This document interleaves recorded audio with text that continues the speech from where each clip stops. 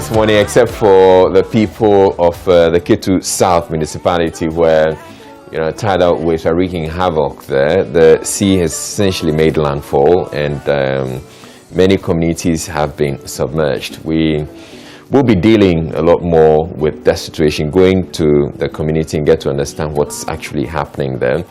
So we'll get to that in a bit. But right now it's time for the news review on the AM show, and Joseph Akabale has joined me. Good morning to you, Joseph. Call him baby lawyer. How are you? I'm doing well. 2 days ago, my mom called me and she said, baby lawyer, how are you doing? I was like, what's happening? They said, that's what your colleagues were calling you. Yeah, okay. I'm sure you'll get there very soon, and we'll take the baby off. So. Okay, so let's get into the papers. We're starting with the Ghanaian Times this morning. So after distraction by tidal waves, government commits to building defense wall to protect 8-kilometer coastal stretch in Ketu South municipality. And there's a photograph of some classroom blocks being washed away this morning on the AM show. We'll get a better understanding of what is happening there. The story is on page 16, so let me get to that, and I'm sure it's going to come with so the Minister of Works and Housing, Francis Asenso-Bache, has called for a stop to sand winning and other activities that exposes residents of coastal communities in the Ketu South municipality to the harsh tidal waves, resulting in displacement and destruction of property. Citing uprooting of mangrove along the coastal stretch as one of the activities, he explained that it was imperative the residents practice safety measures as government tasks take steps to commence work on the 8-kilometer sea defense project designed to protect the coasts of Edina, Agavaji, Salakope, and Amuchinu communities who were over the weekend displaced by the tidal waves. So yes, apparently it turns out that the members of the communities themselves are also contributing to all of that, even though we're all aware that this problem with the Keta and tidal waves has been an issue that's been there for many years, many years, and we're all aware that something has been done about it, the Keta Sea Defense Project, but it appears it's taking too long, I think, to get this completed. We've been talking about Keta Sea Defense Project for forever.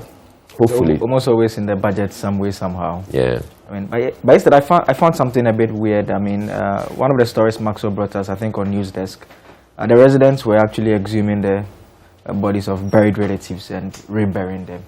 And I mean, I was wondering. I was just asking him, so they are reburying them so that they are not disturbed by the waves. But I was wondering whether the residents themselves, they have any intention of relocating entirely from that area. I would have thought so too. I mean, at some point you realize that, and it's a conversation we've had here on the AM show, where we're looking at how much it's going to cost to put up this sea defense project, and knowing that global warming, the sea levels are rising. Would it get to a point where the sea defense that we actually have in place at this point will be overtaken by the waves? And so at that point, does it mean that we've sunk so much money into these projects, and yet we're going to have the problem a few years down the line? So maybe we should be looking at, as you indicate, probably relocating, getting the communities out of that area entirely to safer ground. I mean, that's where people are actually moving water backwards in order to build. I mean, I know that they did that in Netherlands. I mean, but I think it's a purely a money problem. We don't have the funds to build the sea defense in a manner that will protect people enough. And so I think in the interim, that should be perhaps the conversation that we should be having. It's a conversation we will be having this morning on the AM show. So we'll get to that. All right, President off to Cape Verde to attend swearing in of President-elect Jose Neves. That's on. Okay. So President is off again. President Nana Dankwa left the country yesterday for Praia, capital of Cape Verde, to attend the swearing-in ceremony of Jose Maria Neves, the President-elect of Cape Verde. And U.S. borough of Brooklyn named street after Ghana. I've seen the story in a number of the newspapers. They get to that. Okay, so the borough of Brooklyn has named a street in Bed-Stuy after Ghana, highlighting the country's leading role in building bridges amongst the global African family. Bed-Stuy has been a center of African American culture since the early 20th century and has been home to several cultural icons. So here we have Dr. Ibrahim Mohammed Awal, and a photo of Dr. Ibrahim Mohammed Awal and Mr. Kwesi Agyeman with other dignitaries at the event. Okay. And also on the front page of the Ghanaian Times, 5 Konongo Odumase SHS students remanded over alleged murder. Yes, we're talking about that yesterday. They have been remanded. Medina MP case adjourned to November 16. Yes, when the case was called in court, the Kaneshie District Court was told that the MP was out of the country. So the case has been adjourned. Policeman arrested for allegedly injuring 7 at installation of chief. Okay, let's see what the other stories are. We have Finance Minister to present budget November 15. In Africa news, armed men seize Congo villages near Uganda-Rwanda border. Sudan internet cuts complicate civil disobedience campaign against coup. And SA corruption whistleblower flees for life. Right, the other stories we have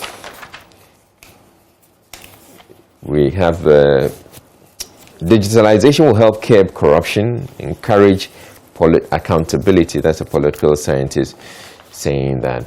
And TMA members, assembly members ask TDC to support communities. And Ghanaians urged to contribute towards the National Cathedral project. President Veep donate towards addressing challenges at Navasco. That's a Navrongo Senior High School. And political parties in WA commit to peace. In the center spread of the Ghanaian Times, 835,989 persons fully vaccinated out of 20 million target. That's still less than 1 million.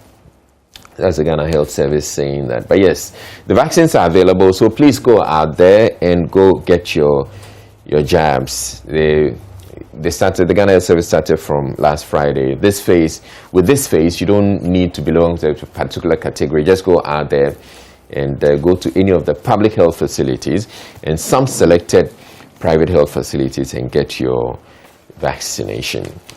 Fortunately, they're the 1-dose vaccines as well, so you don't have to go and come back another time for your second dose.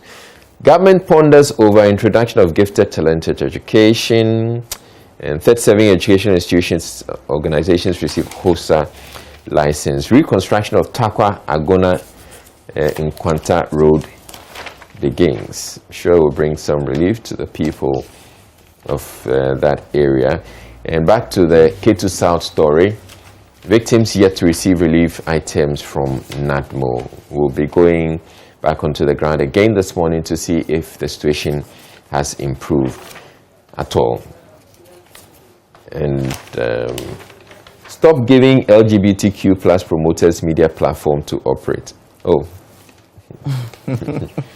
Okay, I'm not sure anybody is promoting them. It's more of maybe some advocacy. And until the law comes into force, I don't think there's anything wrong with the people speaking or saying their side of the story or making their voices heard. GMA implores Ghanaians to vaccinate against COVID-19. We can't say this enough, that people should just go get the jab. Account for $1 billion meant for refinancing of power purchase agreement. CSO budget forum to government. And formulate policies to shape Ghana's shipping maritime industry and adopt scientific approach to sports development. And bring you some foreign sports. New Barca boss wants Raheem Sterling at Nou Camp. No plans to replace Solskjaer despite Man City defeat. So Ole apparently is going nowhere. At least for now. He gets to stay. Yeah, he gets to stay with the club. In local sports, Olympics aim to improve on last season's performance. Dwarfs announced kit sponsorship deal with Icarus, and Alaji Gruta praises officiating in Faisal win at Doma. And on the back page, Ghana developing national forest monitoring system, and contractor returns to abandon Damfa Ayimensa road project. Okay, so the contractor is said to have returned, but then apparently he's gone. He's abandoned the area again because, well, now we're learning that it's because of the rain. Okay, that's it for the Ghanaian Times for me, Joseph. The Daily Graphic, the front page has this story about bullying in schools, relic of the past, the education minister speaking, and collaborate to tackle sanitation challenges is coming from the Lama Shegu chief. Alternative mining scheme takes off Akun community to benefit. That should be in the Western region. It has the Minister of Lands and Natural Resources together with the Western Regional Minister who cut short for this particular project to take off. The back page has the Keta story, government to raise funds for coastal protection project as tidal waves ravage Volta communities. And we are told that they are looking at constructing the second phase that will see 37 or more rocks with land reclamation to protect the coastal stretch. And this was announced by the Works and Housing Minister at a news conference. He said when completed, the project would ensure the protection of people of the affected communities that continue to bear the brunt of this seasonal disaster. So what it doesn't mention is when exactly this project will be completed, and so we may have to wait a bit on that. Yeah, and it's not something that you can do immediately. Yeah. And so as we've been talking about this morning, we probably should be looking at maybe relocation, because until the situation is resolved, where we have a sea defense project that's going to actually protect them, we could have yet another encounter, and it probably may be worse than this one. Yeah. In fact, the story actually, so it's what it does is it tries to capture some of the things that have been affected. Very important infrastructure there. So we are looking at schools. There are roads involved, there are business and health centers also.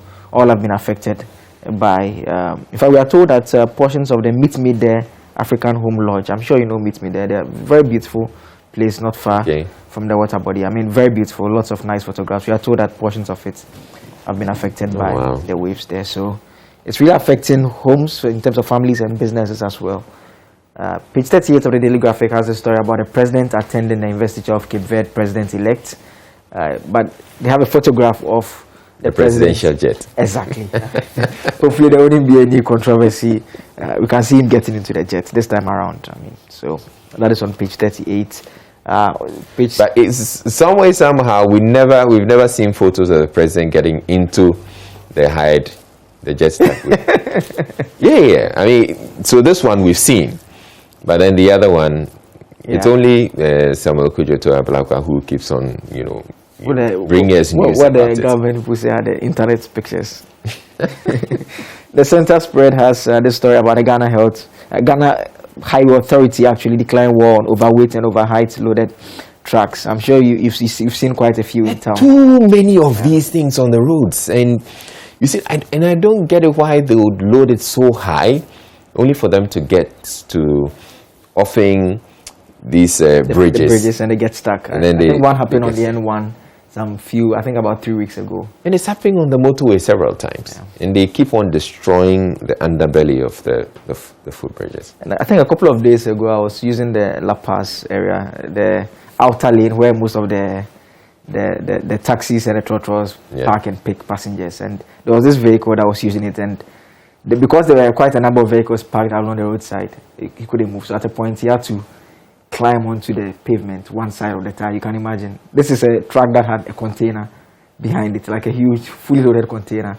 And it climbed the pedestrian walk, and it was sideways this way. And I was just like, one car just be in front of me. I was just behind, and I just parked. I didn't move. Yeah. What amazed me was the fact that there were people who were just walking along. In fact, oblivious to the danger. No, they were looking at it, but that's what I was surprised about. I mean, they were just looking at it and clapping for the driver as he was trying to move along, get it, go. And I was just wondering to myself, like, I mean, look, if I was there, I would just get whoever has parked the car to move away. I mean, because it could easily come down. And there was this preacher by the roadside preaching, and when the man was able to conclude it eventually, he was talking about the power of God and how it enables people to deal with such difficult tasks. And I was like, Charlie. But I mean, we are told that the highway authority, they'll be looking out for some of these vehicles and which roads they are supposed to use and which ones they cannot use, to ensure that some of these accidents, which sometimes destroys the infrastructure that we have borrowed and used our scarce resources for, we don't have them destroying them. So let's see how that will go. We are told that Buffer Store Company is also developing a 5-year plan to promote food security as well. Hopefully, are they now developing the 5-year plan? Yeah, so that's they are trying to develop it. It's to create value in the operational scheme to guarantee food availability and security, price stability, improved food nutrition for Ghanaians, and financial security for local farmers. I don't get it. We are now developing. Yes, they are now developing. It's charting a new path to bring enhanced efficiency in its operation. The focus of the plan is to create value to the things that I spoke about. And they were speaking at a 3-day board management retreat. I mean, so what have we been doing all this while with the Buffer Stock Company? So far, what we know they've been doing is, there are these warehouses where they store food. I mean, I guess that has been what, just to serve as a buffer in the event we have challenges. And we are told that they want to move beyond that to do more. So we can look out for what they will do there. We can look at the daily guide quickly, the front page. Sure. GIPC wins investment promotion agency in Africa for the 3rd year in a row. Sosu skips court, speaker intervenes, and fight breaks over climate change list. Killer SHS students, others remanded, has a photograph of the gentleman who has lost his life, unfortunately.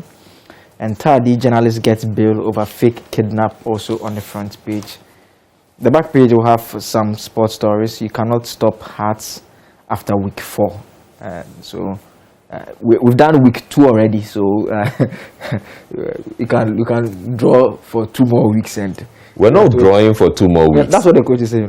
No, he's not saying they're drawing for. He says you can't stop Hearts after week 4. But so far you have been stopped from scoring after week 2. So he said, so you have to continue drawing. He said he's sure his side will come good after week 4 of this season's campaign. The capital-based side remain winless. We all know that. It's a slow start. I like it's a slow start. It's a well-written story. It uses the right terms all through. But it's a slow start, yes. And I've told you that, we tend to start slow. Yeah, but we start the same way. There's a very positive story at the bottom of the high sense reward Kotoko old players. I like the story not because I support Kotoko. Last season they had this sponsorship arrangement where the teams that defeat Kotoko, the sponsors give them 4,000 cedis. And a lot of people complain that was a bit unfair because you're more or less encouraging the other team to beat the team. And when we win, they really don't get anything. So this time around, what they are doing is that is it the case that the Kotoko doesn't get anything for winning? They get a normal winning bonus and stuff, but this one was a special sponsorship. In fact, it was even for every goal. It was for a goal that the team scores against us, actually. So they were getting money. If we lose by 5 goals, they get more money and stuff like that. But this time around, what they are doing is that anytime Kotoko wins an amount of 4,000 cedis, they've set up a fund that it will go into for the legends of the club who need financial assistance. So, I mean, so far they received the first amount last Sunday. Well, it's laudable that some help is going to the old players. Yeah. So yeah, that's good. Yeah, we hope Hearts of Oak can also do the same. That'll be it for the daily guide. Oh, Hearts of Oak will fly them on Africa World. You put them in that barrel thing with the ice blocks around it.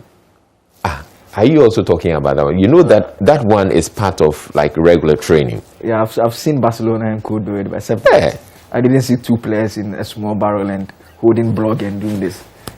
We are doing ice bath. You didn't see the video? You just look at pictures. I'll send you the video later. Okay, let's get to the Daily Dispatch and building back post-COVID economy. Mahama urges African leaders to digitalize. Okay, and really? Okay, nothing can replace digitization. It is the way to go. That's Bokbing saying that. Illegal sound winning contributing to Keta tidal waves. And MMDC is advised to stay off NPP internal elections. That's for the Daily Guide. The Daily Statesman says Ghana's bond flop blamed on Sam George. Analysts say anti-gay advocacy could have serious economic implications. Okay, government is addressing Ketu's tidal wave, says Asenso, the sector minister. And Veep assures government concern for veterans' welfare. Then let me do the Business and Financial Times quickly. Increased budgetary support to agriculture to create jobs, as the Chamber of Agriculture saying that. The story on GIPC winning Best Investment Promotion Agency in Africa for third year in a row is here in the Business and Financial Times. And $75 million AFDB GIF loan to have tenfold multiply effect. That the Finance Minister Kenneth Foriata saying that. And roads and railway infrastructure deficit hits $17 billion. And SEC issues guidelines to regularize credit rating industry. So that'll be it for the Business and Financial Times. Okay. I'll briefly do the finder. The front page says a Smart Africa AfriWave partner to advance connectivity and data capacity, and recruitment of 22,063 health professionals underway is coming from the Ministry of Health. Radio presenter in Takrade granted bail in a sum of 50,000 cedis. 225 megawatts wind power proposed. Dr. Pokoprempe, investors discuss plan in Scotland. And some stories in the center spread has a story about a street in Brooklyn in the USA named after Ghana. Okay. And we'll continue to improve on service quality delivery. And Dr. Baumia's family thanks President for attending Hajia Marame's funeral. And so the story about the wind power proposed, we are told that the Energy Minister has held fruitful discussions with Lekela, Africa's largest renewable power producer, on the generation of 225 megawatts wind power in Ghana. The discussions were held on the sidelines of COP26 climate change conference currently taking place in Glasgow. And so he said Ghana's renewable energy master plan constitutes an investment-focused framework for the development and promotion of the country's rich renewable energy resources to propel economic growth, improve social life, and reduce climate change. And so they expect that by 2030 we'll have 10% renewable generation. And solar and wind targets, they're expecting some 520 megawatts, to be added. I mean, 10%, just 10% is too small. Yeah, I know. I mean, I've always maintained that if we actually support, local businesses and those involved in the renewable energy sector, they can come up with all these they can come up with plans for homes. Yeah. So then that way, government doesn't have to get involved in providing, mega, renewable power projects, so that people can have solar in their homes. So that we don't have more or less like government setting up installations and supplying to homes. Yeah. Whereas a small home, you can have your little solar panel. Yeah, you can have your panels on top. And then that way, you take the pressure off the system. Yeah. And then government can then make that power available, in the grid to other communities. And indeed, we can have a way where whatever people are generating in their homes can be fed back into the grid. In fact, we are told that the current energy mix as of 2019, we are mainly thermal, like we all know, 68%, and hydro is 31%, and marginal renewables just 0.82%. So that explains the 10% target. Yeah. All right, let's get to my Joy Online now and see the stories that we have there. So, Shatawale Medical returned to court today. Okay, and have you heard that Shatawale track? Yeah, I greet you, IGP. Jail man, I said I greet you, IGP. Too many people on remand. Finance Ministry to allocate funds for Keta Sea Defense Wall. COP26 summit. Government officially sent 24 delegates, not 337. Henry Kokofu. But then, yes, government may have sent, the presidency may have sent 24. But there are several. We found out that there are several government departments and agencies. He works with the EPA. I counted more than 40 people from the EPA. I mean, so there are several government departments and agencies that also send people. We have the names are out there. Be cautious of QNet's job offers abroad, Deputy Information Minister. One fear dead, another in critical condition in Busno Damongo highway accident. So Sue is out of the country. Speaker Bagbin tells police. Konongo Odumasi SHS students involved in murder of mates remanded in police custody. And evacuation of Keta tidal wave victims to begin Tuesday. Okay, so that is something worthy of note. It's important that they get evacuated from the area. That's a K2 South MC saying that. And man accused of killing girlfriend's mother and 2 other women. So those are the stories on the front page, or on the main, on myjoyonline.com. You can get to the website and read some more on that. So we're taking a break to bring you sports, but thank you very much, Joseph Akable, for coming in to do the news review with me. Have a wonderful day. And then we'll be back with sports in a bit. Stay tuned in.